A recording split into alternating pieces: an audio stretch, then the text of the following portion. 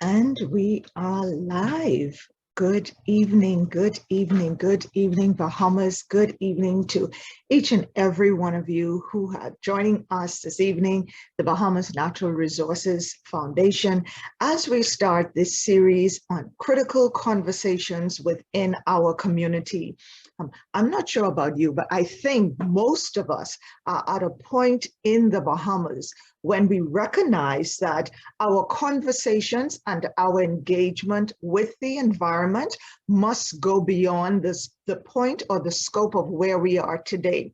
We are very excited to launch a series of conversations to talk about, to delve in, to identify some of the challenges that we are facing within the Bahamas, and then to look at ways that we can bring about sustainable solutions. Very recently, we would have all proudly listened as our Prime Minister spoke at the United Nations General Assembly, and the fervor and vigor with which he challenged the world to look seriously and take progressive steps towards environmental issues and the crisis is the same kind of zeal that we at the Bahamas Natural Resources Foundation are putting into these conversations and our approach to addressing the crisis that we are facing within the Bahamas. We are at a point where just a little bit of rain causes us challenges. There would have been a video clip that was going around recently that talked about the rainfall over the weekend in New Providence and some of the challenges with flooding that would have presented. I live on the island of Grand Bahama. We are still reeling from the impact of what the climate is doing in this environment, most recently Dorian, those who live in Abaco. And so some of the approaches that must be taken must be holistic.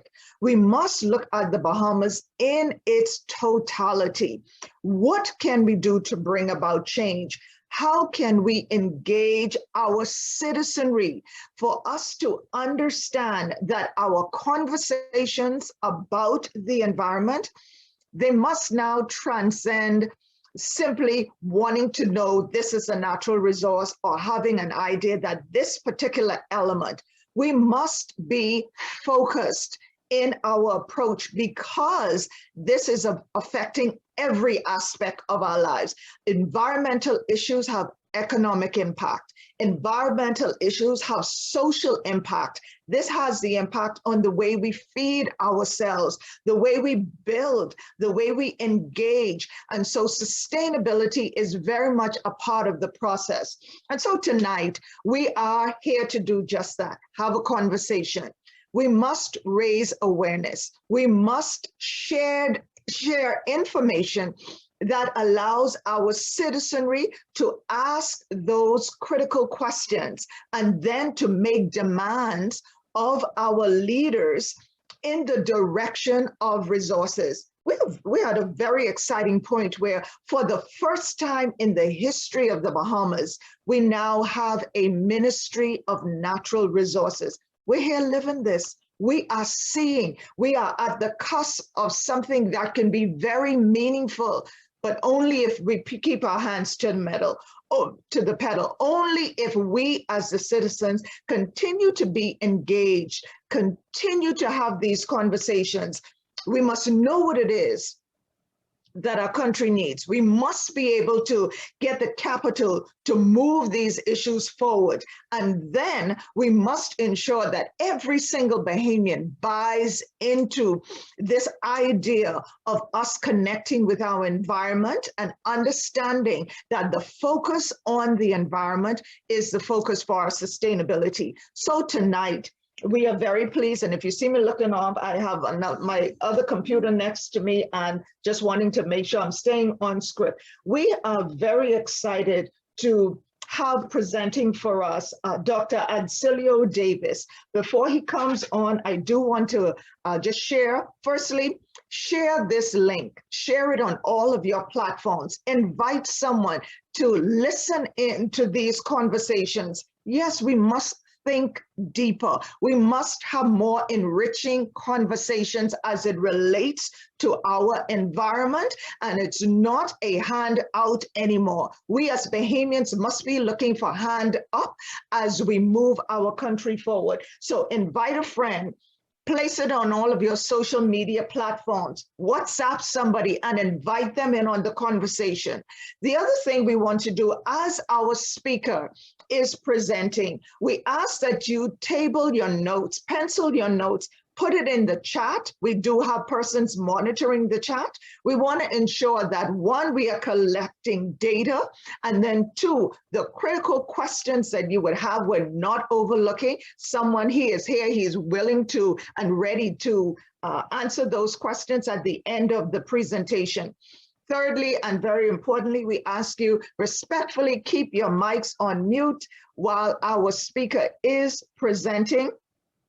If at the end we are able to actually have the live questions and not just reading them on, then I will call persons out and we will have you raise your hand and we will get to you with the questions. So again, thank you so much for participating in the first of a series of critical conversations that we will be having. They will be happening once a month, and we will ensure that you are connected. So this evening, we're very pleased from the Resources Foundation to invite on this platform and sharing with us Dr. Arsenio Davis. Dr. Davis is the current president and the past vice president of education at AGOC. And he's a Nation Builders Toastmasters Club in Nassau, Bahamas. He is a Bahamian scientist, yes, we have those, and capacity builder. His work in marine and terrestrial conservation has taken him to 13 countries and territories around the world, very well exposed. Dr. Davis focuses on community and organizational development and capacity building. His vision is a Bahamas and broader Caribbean community where citizens are empowered. We like him already. Hold on one second. My apologies. My system has slowed down. They're empowered to create environmental and economic policy on sound science. He has sat as a member of the Bahamas National Coastal Awareness Committee, the Bahamas National Biodiversity Committee, and the National Wildlife Conservation and Trade and Advisory Committee. He's currently the chair of the Technical Committee on Standards for Environmental Protection Management under the Bahamas Bureau of Standards and Quality. Dr. Davis started the very first in-ocean coral nursery in the Bahamas and founded Bahamians Educated in Natural and Geospatial Science, which is the largest group of Bahamian scientists online with representatives from all government ministries. He's related to environmental management and all conservation NGOs in the Bahamas. The group has connected students with scholarships, practical training, and career opportunities for more than a decade.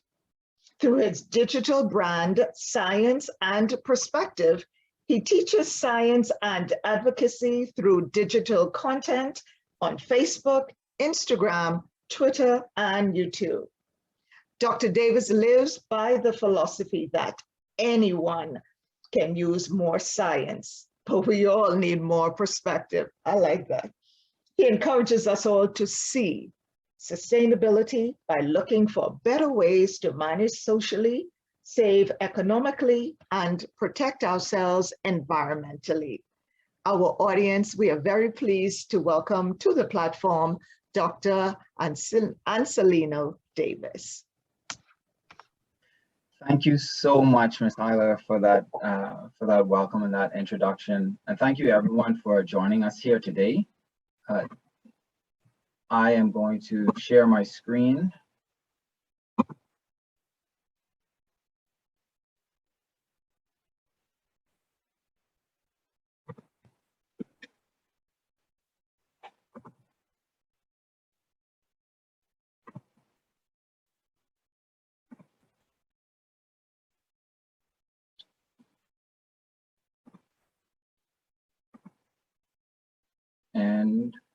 Are you able to see my full screen now, or do you see the speaker notes? I see the full screen. In the screen. Thank you very much. Good evening, everyone.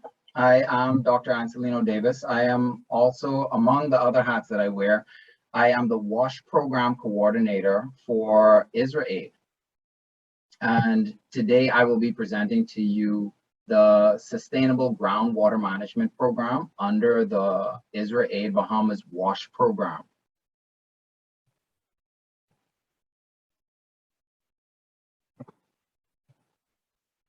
So firstly, what is IsraAid, right? IsraAid is an international NGO, and it was founded in Israel in 2001, and it's based in Tel Aviv. But over the past 20 years, it has worked in over 50 countries around the world, responding to emergencies, as well as implementing long-term interventions. And now IsraAid is currently active in 12 countries around the globe and has 6 WASH projects. And WASH stands for Water, Sanitation and Hygiene. Most recently, some of the responses have included responses to the volcanic eruption in St. Vincent and the outbreak of COVID-19 in Eswatini. But of course, we have the response to Hurricane Dorian here in the Bahamas. Here in the Bahamas, IsraAid arrived on September 5th, 2019 after Hurricane Dorian. And the first thing the team did was launch a rapid needs assessment to identify areas of intervention.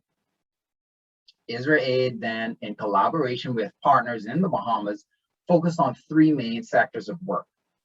The first was relief item distribution. So that included health and hygiene packs and water, different types of items or toiletries and stuff like that that people really needed in the moment. Then there was psychosocial support to help people recover mentally and get in the frame of mind for recovery. But ultimately, we started the Water, Sanitation and Hygiene program. And in the Water, Sanitation and Hygiene program, we not only delivered items to help people meet their hygiene needs, but we also delivered clean drinking water. And then we worked towards making sure that fresh, healthy water was available to our communities for the future. And now, how did we do that? Let's talk about what actually happened during Hurricane Dorian that affected our groundwater.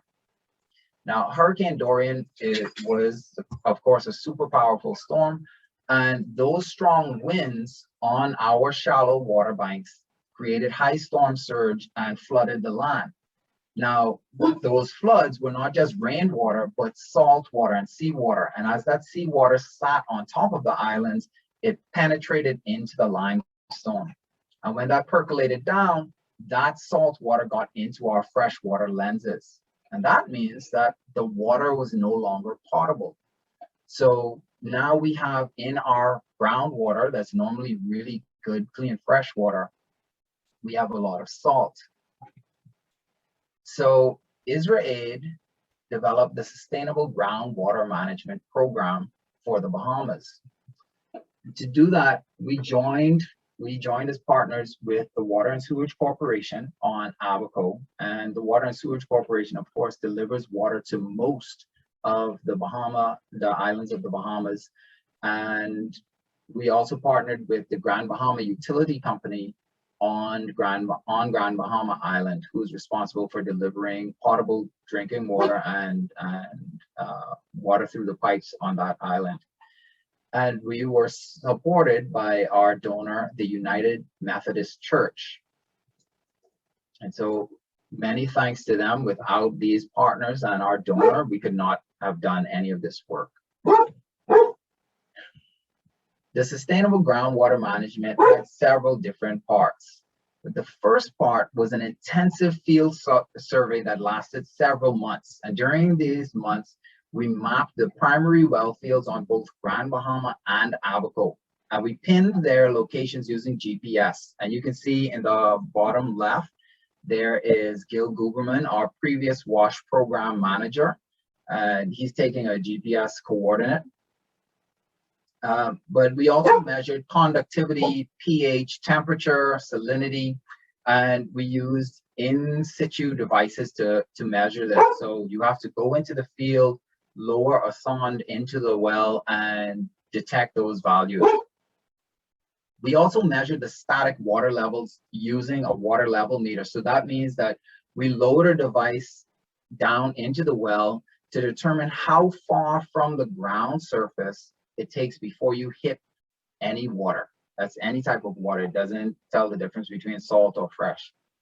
But all of that collected data, we uploaded online to a platform called mWater, which it even has a user-friendly app. So if you wanted to do something in your community, you could download the mWater app and you can start logging information about, even if just there's a puddle here when it rains, that can add to the information so that we know what happens with our water.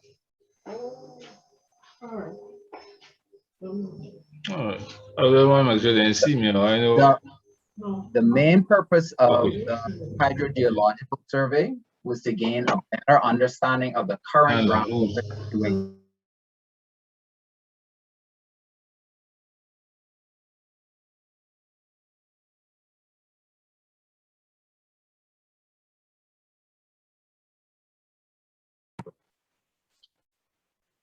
Thank you.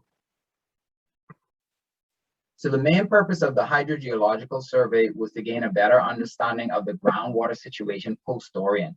And this essentially helped us to assess the most impacted lenses and determine and helped us to decide where we would focus our work as well.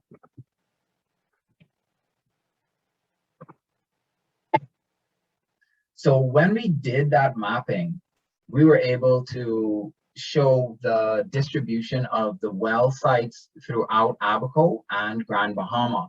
On the left is a map of Abaco, and Abaco is a really, really long island, and the settlements are really spread out. So as you go from north to south, these well fields are very separated. You can drive for an hour before you get to the next well field. But on Grand Bahama, we have a map on the right-hand side, and that's really just focused on the Freeport area.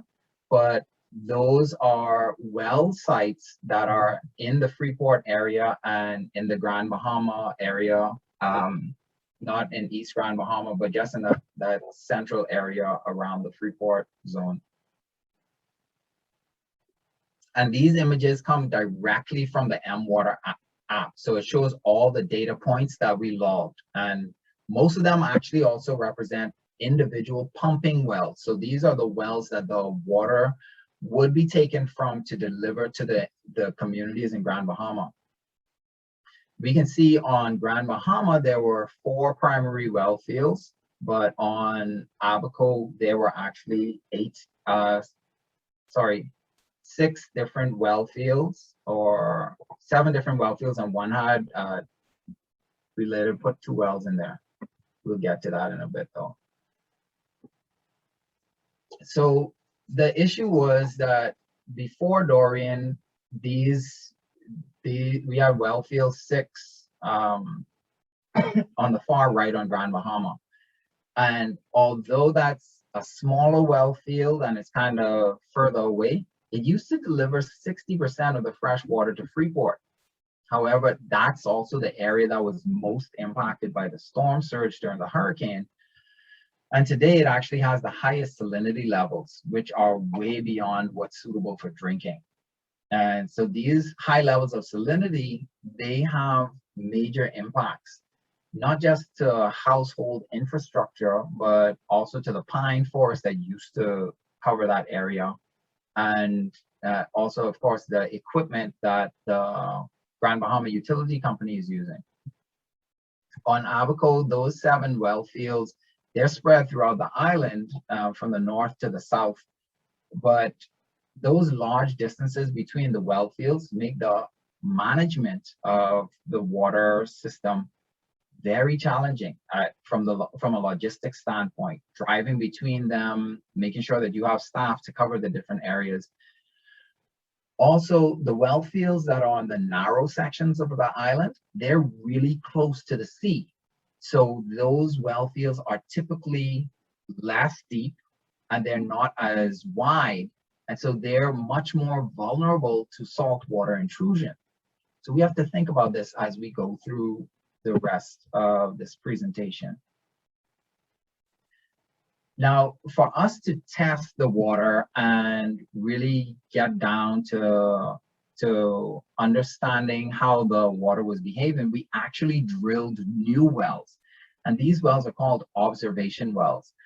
So you can see a well drilling rig on the left, and then in the middle, that's Gil and one of the well technicians. They're actually collecting samples.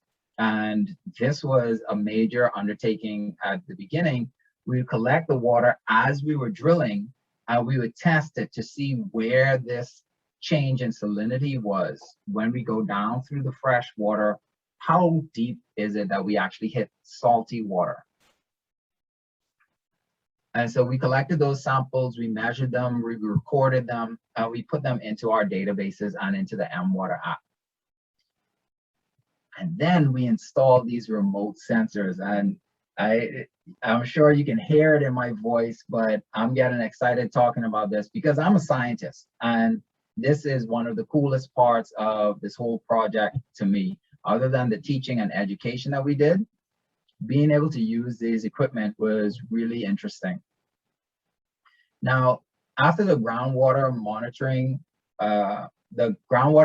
sensor was installed in each of the 16 observation wells. So the sensors sit at the bottom of the well, and they're surrounded and protected by PVC casing.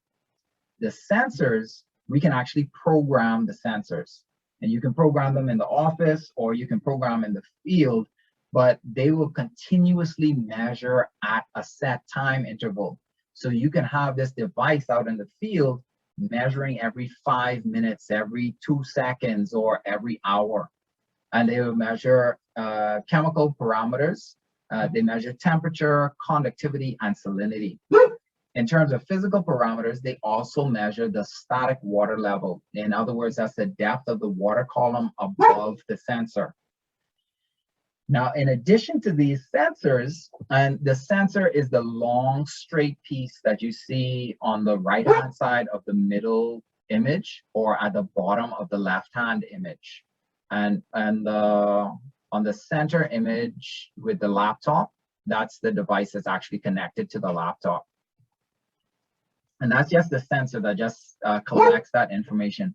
But this other device that you see at the top of the left-hand image with the little antenna sticking out of it, that's actually a transmitter. So now, not only do you have a device, the sensor in the well that can collect this data regularly all day without getting tired, without having to drive back and forth, now you have a transmitter that's going to email this data to us every day. So at the end of each day, we get a nice, polite email from the well that says, hey, Dr. Davis, this is what's going on with the water in well 6. And you can get that data if you're at the office, the Water and Sewage Corporation office, or if you're on the beach somewhere, you can check your phone and see what's going on with the well. So that's really cool. Now, I know we've been talking about freshwater lenses and saltwater intrusion and all this stuff. I understand that some of us aren't really familiar with that. So I'm gonna just briefly show you this standardized image of a freshwater lens. Remember, this is how fresh water would float on salt water if we just had it in a nice, fresh glass bowl that's like 1,000,000 gallons, right? The fresh water floats on top of a saline transition zone. So where the salt water touches the fresh water, there's a little bit of mixing in there, but it always makes a lens shape. It doesn't sit flat. So the wider it is, the more fresh water there is, the wider it is, but also the deeper it is in the center. And every time it rains, that fresh water would percolate down and sit on top of that freshwater lens.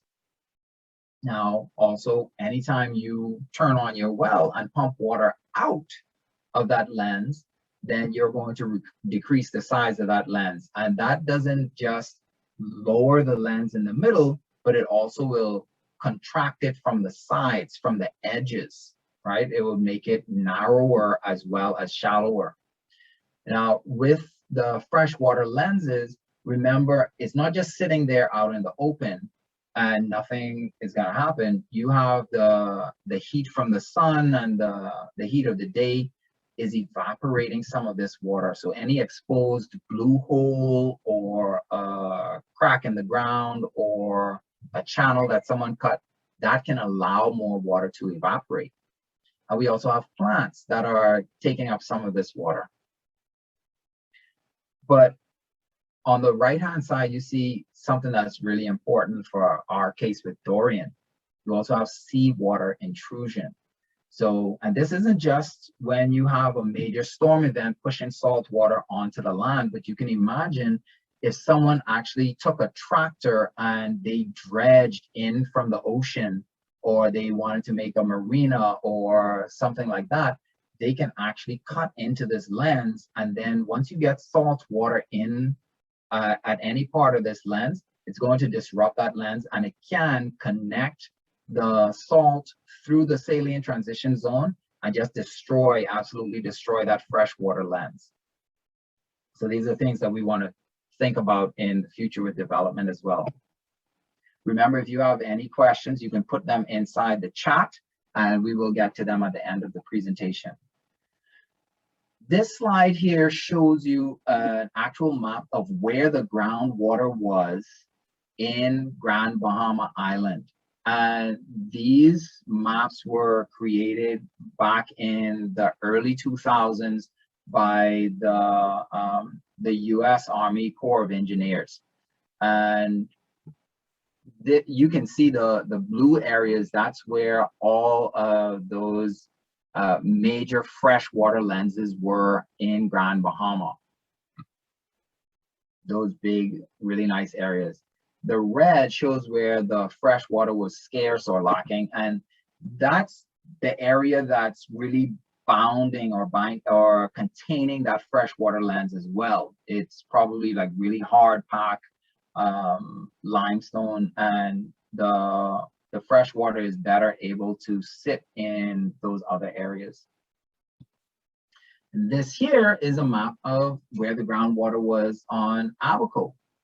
And again, you can see major areas of fresh water in the Marsh Harbor area and down by the hole in the wall and Sandy Point areas. But you also have that narrow strip near Treasure Key and Blackwood in the north, where the freshwater lens has to be narrower because the freshwater lens will not sit out in the open ocean because of waves and mixing and stuff like that. Of course, on other Bahamian islands, you also have groundwater, and we want to consider that all of this groundwater, it's not just something that's always there. It takes a balance. It's a bank account that you put money into it and you take money out of it. If you take more money out of your bank account than you put in, you're eventually going to go broke. And it's the same with our groundwater, our freshwater lenses. If we don't get enough rain this year and we're constantly pumping and wasting water the way we always do, then we're going to eventually have problems with getting good, clean, fresh water out of the ground. And you can see on some islands like Long Island, there's very few freshwater resources there. Whereas Andros Island has an amazing amount of freshwater resources, but that's really only in the northeast. And so we need to think about how that works for us. And this slide shows us how we can envision the effects of pumping water out of these freshwater lenses. Every time you pull that water up through your well, you run the risk of pulling from too close to the brackish water or salt water area, and you can actually get vertical intrusion where you're pulling up this little plume of salt water, And once that gets into the freshwater column, it can actually split your lens. So then right where your well is, you pull up that salt water, and now you have the salt water creates a barrier between freshwater lenses on either side of your well. And now that well is no longer any good because it's only sucking salt water. Same with if you have a well all the way on the edge of your freshwater lens, you might run the risk of actually pulling from the edge of that bowl that I showed you earlier and pulling in that salt water. And again, as you pull, you make the freshwater lens smaller and it constricts, and you get less good fresh water available. And now I'm going to show you some data. This is actual data from one of the wells, and this is the Treasure Key Sentinel well. This is a well that was drilled down to 80 feet. And you see the numbers on the right-hand side, that's 31 meters. That's how deep the water level was. On the left-hand side, you can see the conductivity. And conductivity, we use that to kind of estimate salinity. Now that red line at the top, that shows you how salty seawater is.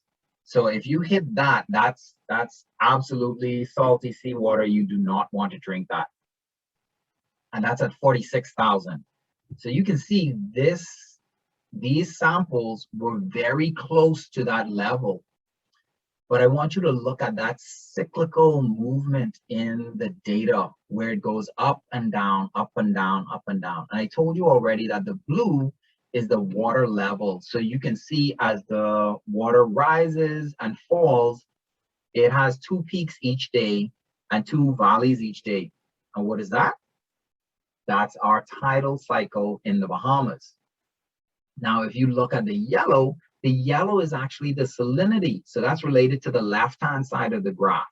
And it shows you that our salinity went from 40,000 microsiemens to 44,000. Now, this is well beyond where you can taste the salt in the water. You drink a cup of that, you're probably going to throw up. But this sensor was deep down inside that well. This is that's very deep. That's like 70 something feet. So we're looking at this data, and we can tell the water companies that, hey, as the tide rises and falls, your water is going to get more salty when it's high tide, and it's going to get less salty when it's low tide. So if you're thinking of how do we take care of our equipment better, maybe we change the pumping regime and we only pump when it's low tide, so that we make sure that we're in the freshest water that we can get, so we're not pumping salt through our equipment. Or we might say that, you know what, this well is always salty, so that's already above the threshold that we want, so maybe we move to a different well. Granted, the sensor at this time was so deep that they would not be pumping that deep anyway, but it was good for us to see that those images. Now, let's look at this data. This is from Cedar Harbor. And again, this data was just beautiful for me to see really that cyclical behavior. And in Cedar Harbor, one of the cool things that we got was there was a lag. So the water rose up, but the peak in the salinity is actually shifted to the right a little bit.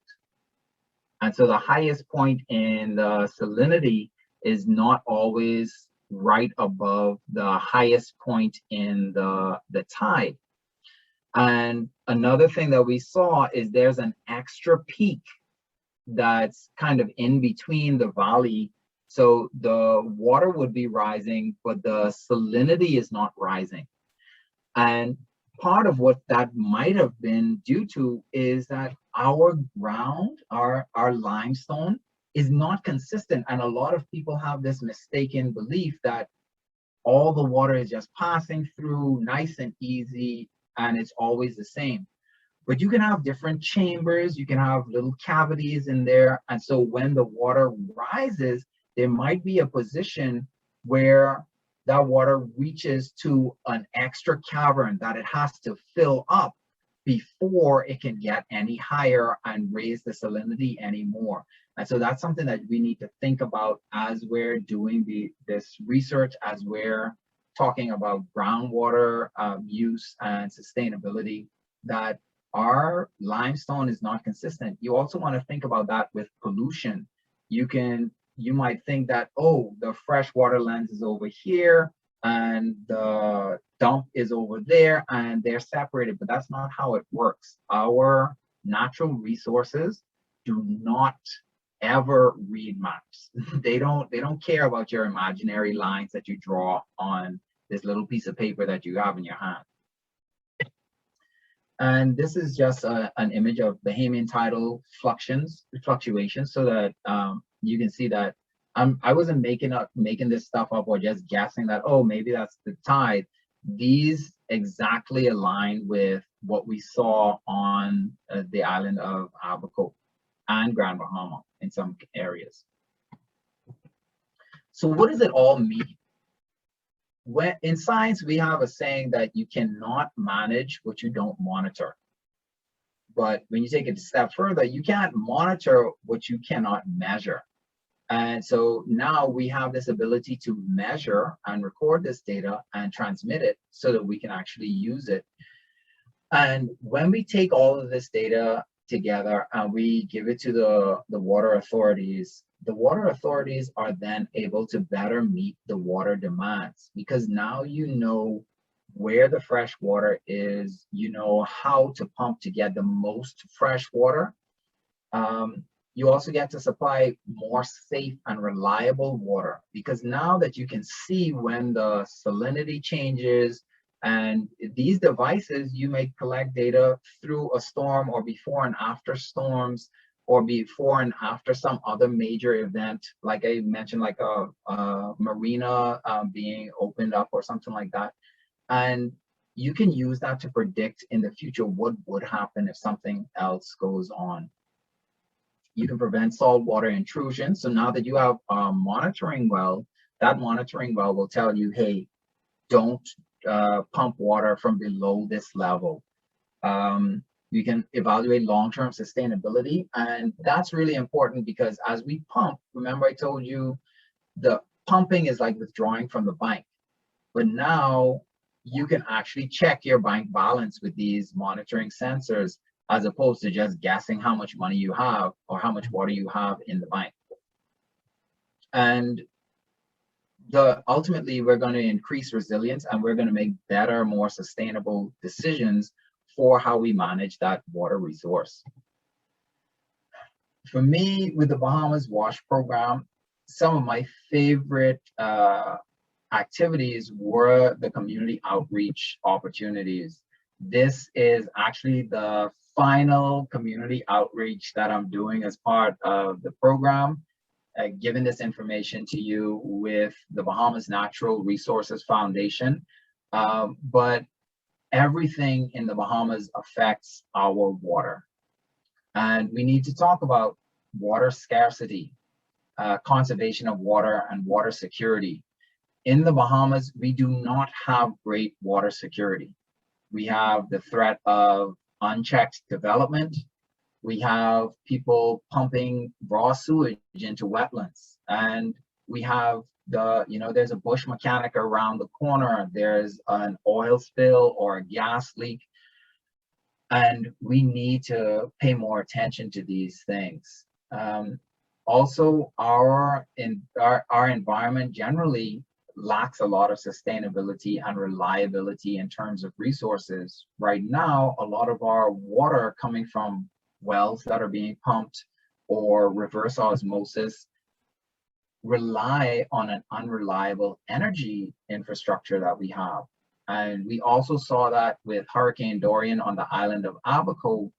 Even the people who were not directly impacted by the hurricane, the one energy plant that was on the island got damaged. And so then they were still without power, even though they were not directly hit by the storm. And that also meant that they weren't able to pump water for their communities. And we also have presentations on emergency preparedness for the hurricane season. We talked about water and sanitation at the household level in other presentations, and feel free to ask questions now if you'd like. There are presentations and some videos that we did with the New Providence Ecology Park about pollution and water in particular. So you can look for those. And we have a series of modules where we actually trained all the Water and Sewage Corporation and the Grand Bahama Utility Company guys that worked with us. We trained them in these different elements of the groundwater lenses, hydrogeology, what is water monitoring, how to use these devices. And so definitely, if you want to learn more about that, reach out, and you can reach me, or you can reach out to Bahamas at IsraAid.org. If you can spell my name, you can find me online. Like I said, this is my last presentation for the IsraAid Bahamas and the WASH program, but you can definitely find me online afterward. It's all about teaching our community about sustainability and natural resource management. With that, I'm going to end the presentation. Remember to follow us on social media, but I'm open for questions now. Awesome. Thank you so much, Dr. Davis. We really appreciate the presentation, and we are going to invite all of our listening audience to send those questions in, so that while we have the expert at hand, we can certainly get those questions answered.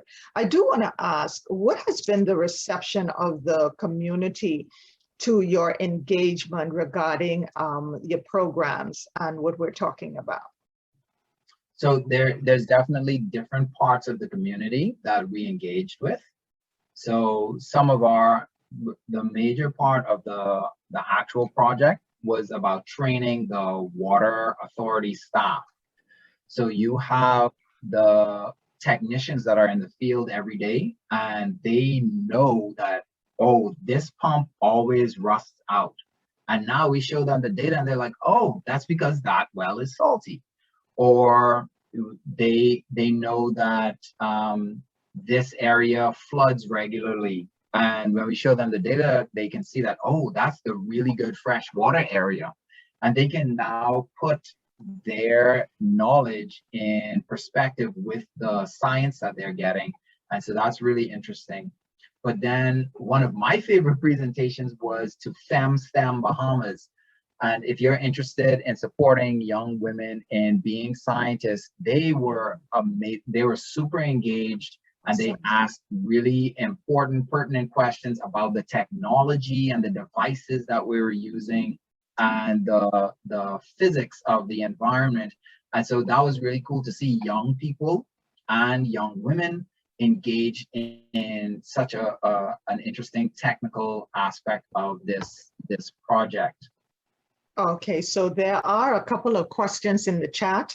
I do have one from our chairman, and he's asking, does the salinity monitors have digital alerts that can be read remotely, say from a phone app? And also, is there an initiative to review groundwater on some of our more populated islands like Andros, New Providence, Eleuthera? What is the spectrum of the data that you're collecting? Okay, that's a lot of questions. Thank you. Thank you. Pardon me. The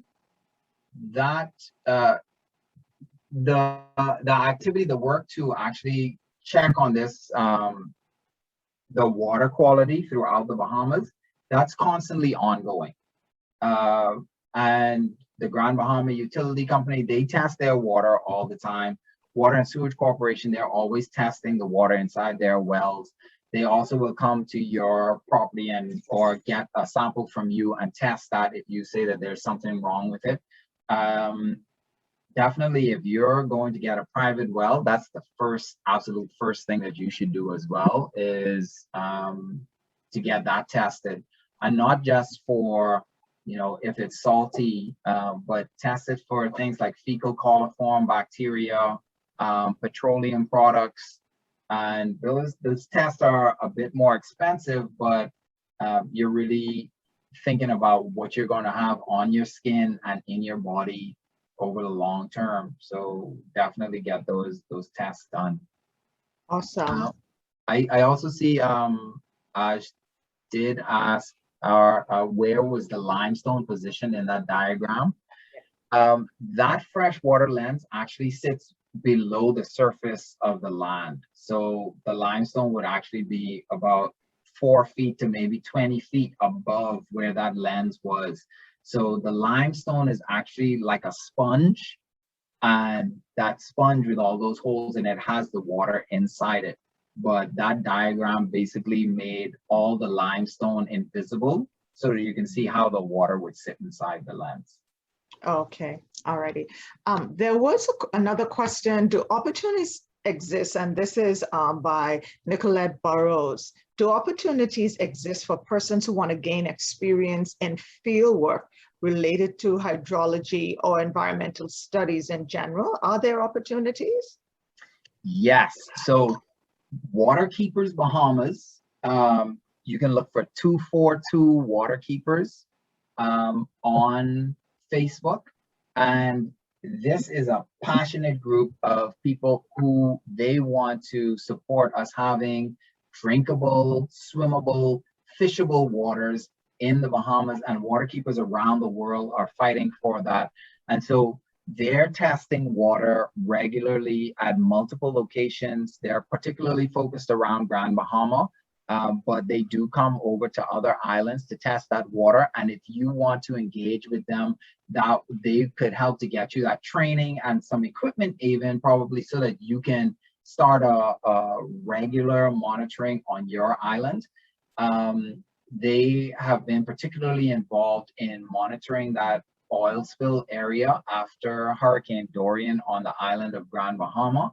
And there were areas where that oil went into the wetlands, and the monitoring that the oil company did not accurately represent that. So we need more people, more Bahamians trained to do that, and really with our interest in mind. And so, yeah, there's definitely opportunities there. And of course, with the Water and Sewage Corporation, Grand Bahama Utility Company, they just hired a hydrogeologist, and definitely you can engage with them so that you will have that opportunity, and maybe even share some of the data that we're collecting with this. Okay, there are a few more pertinent questions I think we need to get through before we end. One of them was the distribution of fresh water broken when canals were created? Did salt water enter into the lens by that process? Yes, that's automatic. So once you drive a channel through the freshwater lens that's fully open to the ocean, the salt water enters there. And the freshwater lens, it's possible to make like really thick, dense barriers so that you can have a freshwater lens on one side of the wall and the salt water on the other side of the wall. But that area that you cut through, that's automatically going to interrupt the freshwater lens, and it's going to push it away from whatever area you cut in. See, that's something that's so important, because on the one hand, we clamor for canal properties and these views and canal houses. Yet on the other hand, we're actually damaging if we're unaware and it's not done with any kind of guidelines or sustainability about our environment. Who monitors this to determine that, okay, enough? There's been a saturation, there have been over dredging. Who monitors that, and how do we move into a greater sense of awareness when we're seeing the advertisements for the canal properties, but on the other hand, we're not talking about the damage to the water. Right. So right now, I would encourage every Bahamian to download on your cell phone the Best Protect 242 app. This app actually feeds to the Department of Environmental Planning and Protection. And so you can see someone doing something like they're dredging in a wetland, they're dumping in the mangroves, they're chopping down a native tree, and you can actually take a picture and send it in, and they're required to actually respond to that. So the legislation has in it so that if you do report these environmental infractions, they would acknowledge receipt of your report, and then they will address it. The next thing that I need Bahamians to start doing, usually there's like maybe 20 of us that are regularly present on the environmental impact assessment town hall meetings. So anyone that wants to do a major development, they have to conduct an environmental impact assessment. And I need to have you all on those calls because it's your neighborhood. And you know that there's a wetland here that all the fishermen park their boats in when there's a storm, or where you go to get your bait fish. And if the development is going to cut into that, you need to be on that call to ask the developers what they did to assess the fish populations or the communities in there, and how much further you now have to go for you to find another suitable wetland. What are you going to do to protect your boats? How is your insurance going to cover that and stuff like that?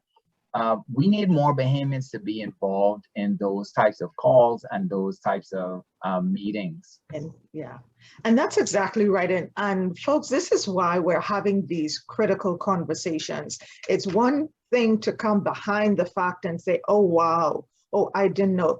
For too long, we have been sideliners. We now must actively engage in our own environment. We must be the voice. We have the voice collectively. We must be the voice. I could imagine if the same 20 people are coming up all the time, when you look at the country in totality, they may say, well, you know, it's just these naysayers in the corner and everything pushes forward.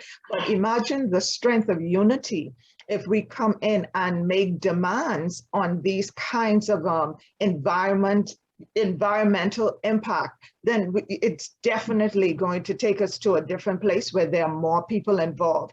We do have a question from... I would like to point out that when you come on the environmental impact assessment town halls, I'm not saying to come there and just make noise against the development. I'm saying that you need to come there prepared. I want you to actually have read the environmental impact assessment. Yes. With valid points about why the science wasn't done correctly, what they missed out, what they were not evaluating that is vital to that community or that ecosystem.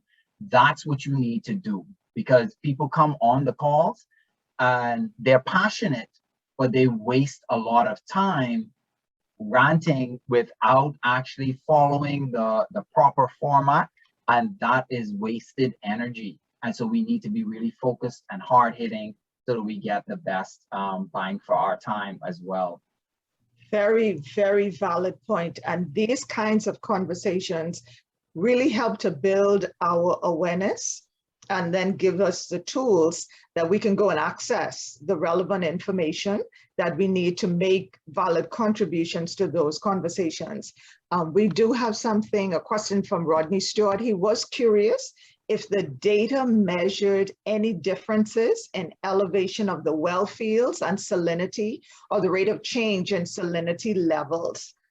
He said, in general, I know the elevation on the islands are fairly low, but was interested in knowing if it may have had any bearing on groundwater protection.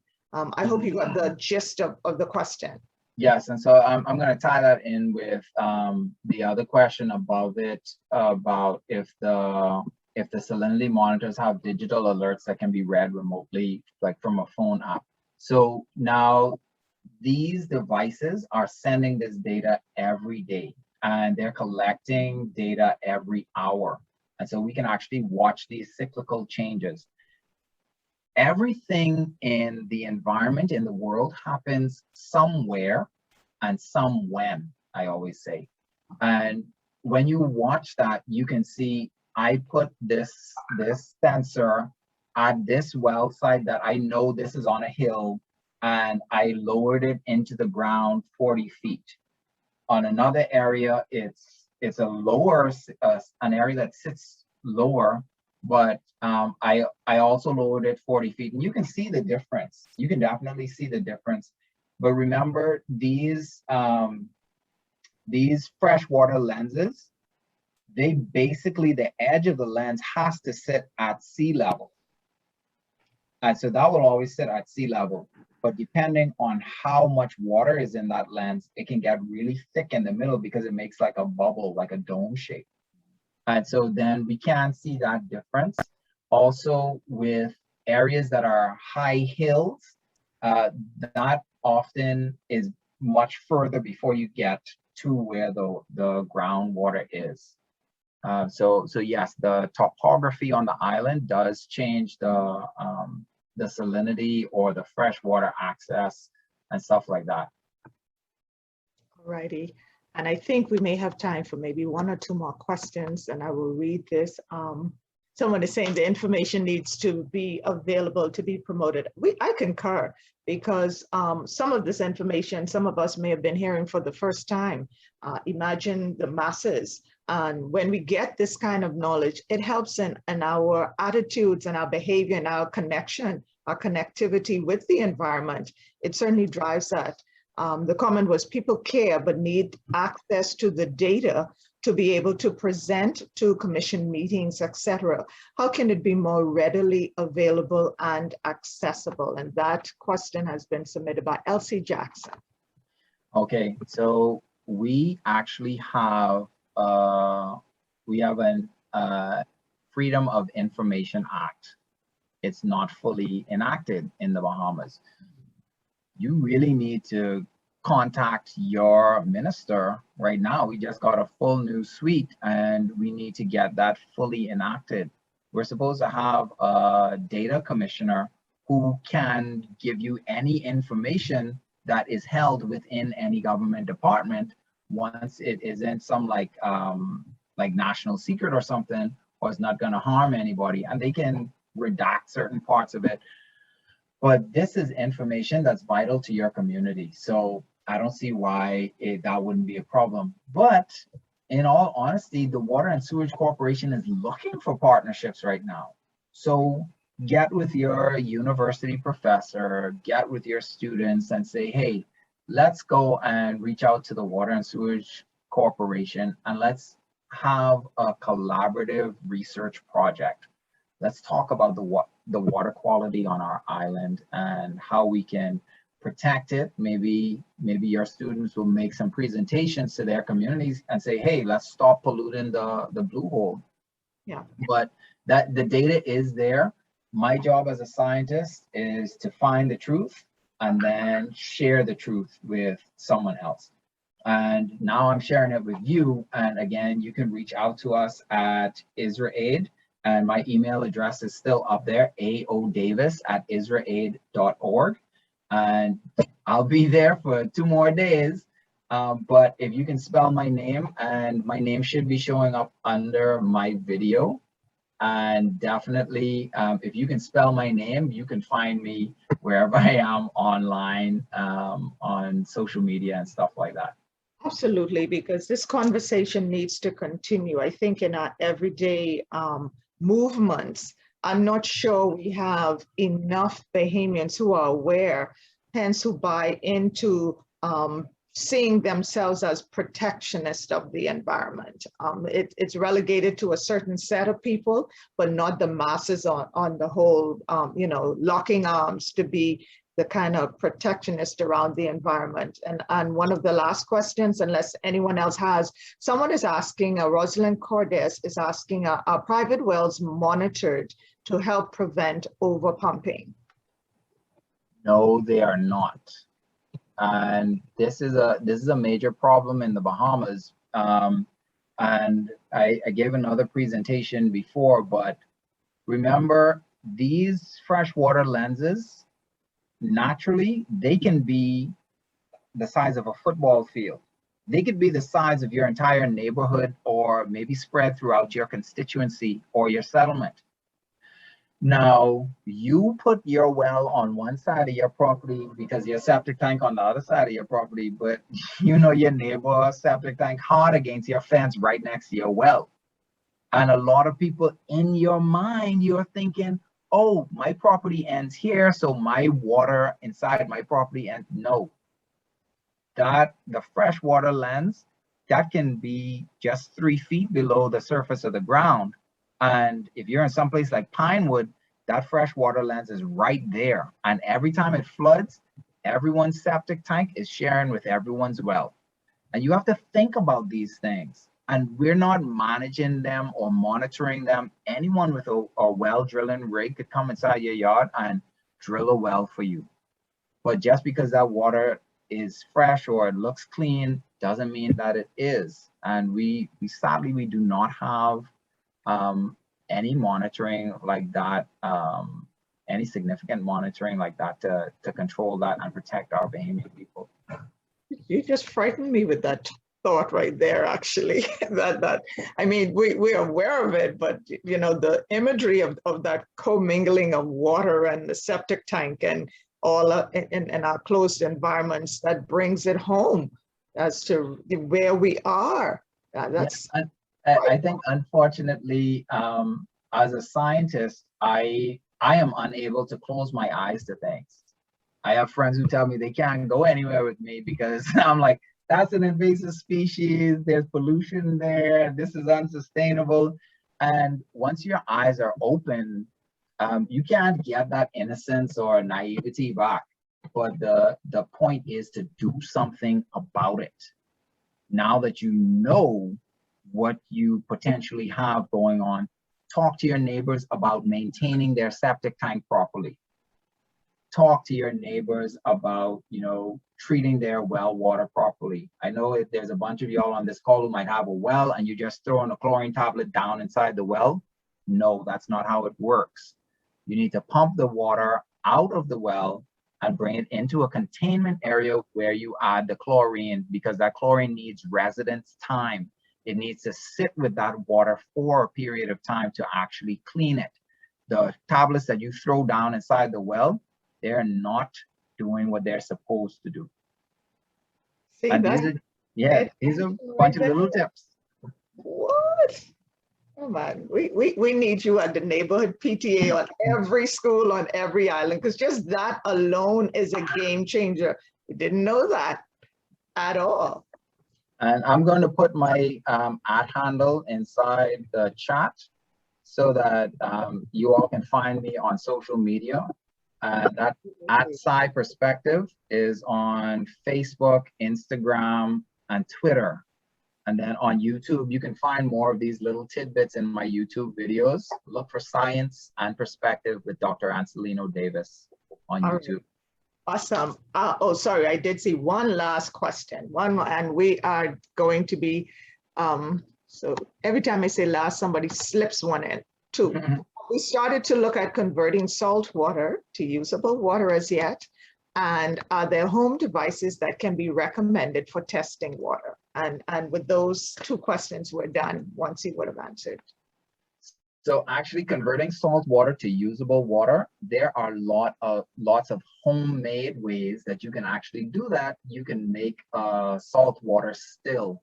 So basically you just evaporate the salt water, and the first thing that evaporates off of it is the oil and fuel, because those volatile petroleum products, they evaporate first. So when that comes out, you let that first bit drain off, and then the rest of the water that evaporates out, you can actually get that good, clean drinking water.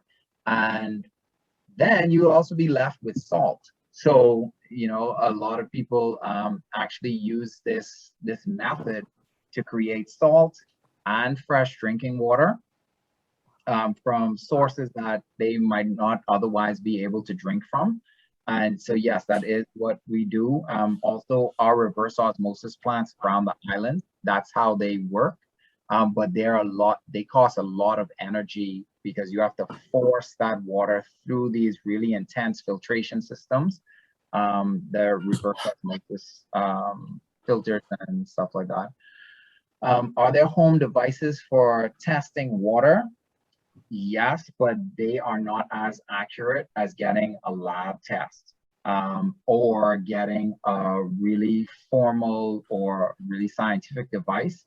One thing that you might be interested in is perhaps supporting Waterkeepers Bahamas so that they can get more devices and actually train your community, because that would be amazing, right? Imagine if you had a community where you tell everyone, hey, this Saturday is well testing day, and you go through the community, educate people, and test their well right there with good equipment. And then you can actually collect a sample from your faucet or from your well and call Water and Sewage Corporation or Grand Bahama Utility Company and say, hey, this is what I'm having going on over here. Can you test my water for me? That actually is an excellent initiative. I think that's something that's certainly worth considering. Dr. Davis, thank you so much. I mean, it's a Monday evening and we're talking about water, y'all. Who would have thought that we'll still be here? But it is just so engaging, so very interesting. And one of the things we are wanting to do as part of the Bahamas Natural Resources Foundation is to reframe our conversation. And that comes with information. It comes with knowledge. And like Dr. Davis says, we no longer want to be the people who you just yuck us up and hook us up and all we do is rant and rave.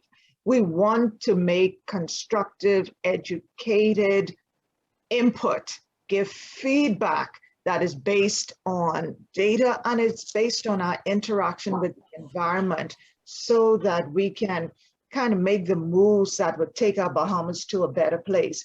Thank you so much. We do see our chairman on. I will yield to him before coming back with closing remarks. But we do want to remind you this has been brought to you by the Bahamas Natural Resources Foundation and our Education Committee. Director of Education is Mrs. Ann Albury. So we thank you so much for the Educational Committee sponsoring these it started off with a bang, very engaging conversations. And what are we wanting to do? We're wanting to educate, we're wanting to empower, we're wanting to evaluate where we are and then help to frame where we're going. And we're asking everyone to join the conversation. Check us out on our Facebook, on all of our social media platforms. We are on Twitter, we are on Facebook, we are on Instagram, BNRF or 242 BNRF or Bahamas Natural Resources Foundation. You will connect with us there. And also, if you see it, say something. We can't see these things happening in our environment and our spaces, and we don't engage.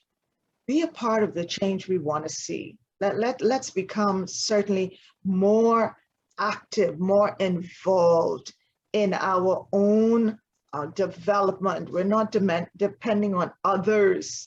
Right now, it requires us. We have a Bahamian scientist who's brought to us some incredible data, and it's so meaningful because he's lived here. So he can relate to what's happening. It affects him. So he has some vested interest in seeing us resolve some of the challenges. So thank you so much, Dr. Davis. This has been a very engaging evening. We appreciate your presentation. Thank you very much. I'd like to ask for all of the people that are on the call right now to consider joining the Bahamas Natural Resources Foundation. Also, I want you to, when you get involved in these conversations, I want you to remember that for the past 40-something years, our politicians have came and told you what they're going to do. And then you decide to vote for them. But that's not how it's supposed to be. You're supposed to be saying what you need for your community and what your community deserves.